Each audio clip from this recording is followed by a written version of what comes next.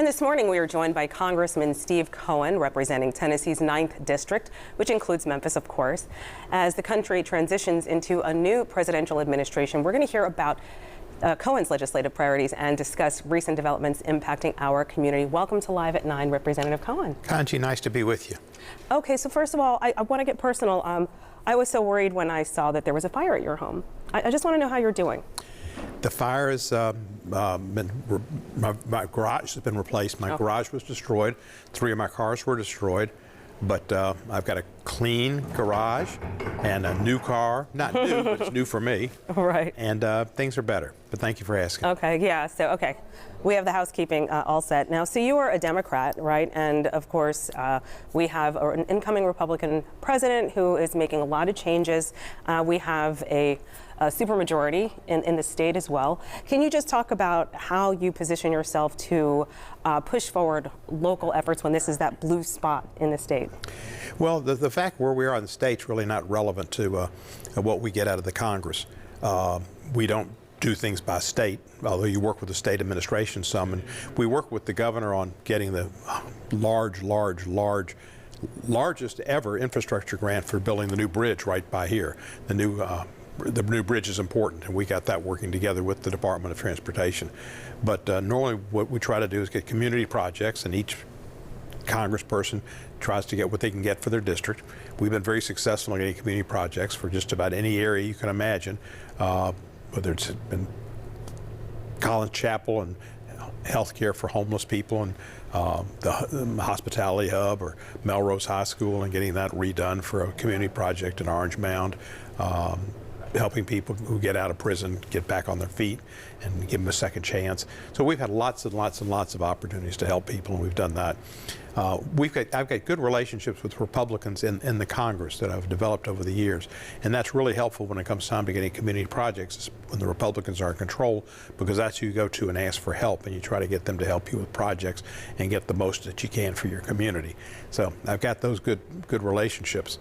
Now, as far as what goes on in legislation to try to pass bills, it's going to be tough for a Democrat to pass anything significant. We've already passed a bill, and I think it was the first bill passed in a bipartisan fashion that related to minor issues concerning teaching professionals how to identify sexual traffickers. And it should have passed the House last time, didn't get through the Senate, so we passed it early this time. And that's a bipartisan bill, and we hope that will become law. And some of those things can become law. But big picture, it's going to be Trump working with the Republicans and probably not getting any votes from the Democrats at all, except maybe John Fetterman, and there might be 1 or 2 House members that are in a difficult spot. The big thing is going to be his reconciliation bill, where he's going to try to pass almost everything that he has any interest in. And he's going to give the tremendous tax cut to billionaires and to the wealthiest people in this country. People earning over $400,000 a year will do real well. They'll be very, very good. There'll be more trips to Mar-a-Lago, more trips to Barbados, more trips to Tahiti. But for people with less than $400,000, or people like in Memphis, the second poorest city in the country, it's bad, because they're going to be cutting projects that help our people. And what just happened with him trying to temporarily, and what temporary means is questionable, and it was illegal to boot, halt federal grants and federal loans, really hurts a city like Memphis terribly. I had Virginia Stallworth contact me from the Child Advocacy Center, $300,000 that they're at jeopardy. I had Gary Shorb call me for issues concerning the Child Advocacy Center and for their projects. Do you anticipate that being, just a battle and that being overturned?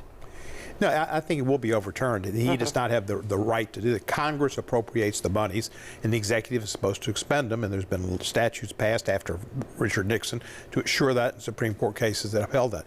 Now, this Supreme Court's done some wacky things. There was never anything in the law at all, and nobody ever comprehended the idea of immunity for a president from activities that he took as president. This is something that the Supreme Court just came out of nowhere with. Well, let's talk about some of the federal funds that are coming in. For example, $20 million went to the environmental group Young, Gifted, and Green. Talk to me about sustainability efforts and why that funding was important for you to designate.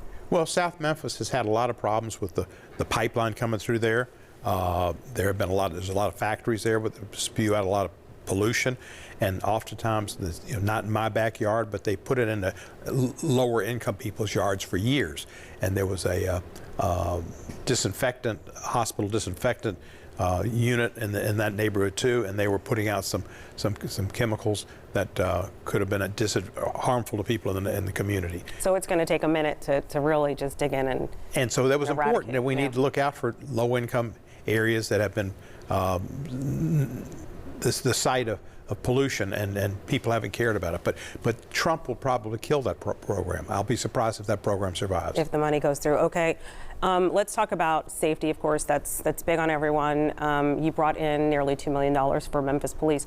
What are you looking for that money to be used for, and what are your priorities with safety moving forward? Well, supporting the police department is important. I started out as the attorney for the police, and so I've always... Oh, I didn't know that. Yeah, that's where I started in 1975. Okay. And we've gotten money for the police to get more protective gear, more cameras, such as witnessed Tyree Nichols' beating. That's good for the police, but it's also good for anybody who might be a victim of a police abuse. And we've gotten monies that help them in their work. And so we've gotten money for the Rape Crisis Center and for working on rape kits. All right. So that's been important. We think we'll be successful there in the future, and that's something where criminal justice grants, burn grants, will be permitted and will be flowing. We have about 15 seconds. What is your top priority going into 2025?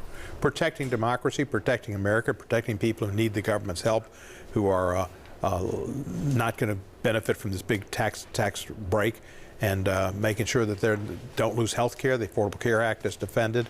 Community health centers get their monies. Police gets money to help us with crime, and that and our transportation projects continue, because Memphis got a lot of them. Lamar, Pendleton was a big project.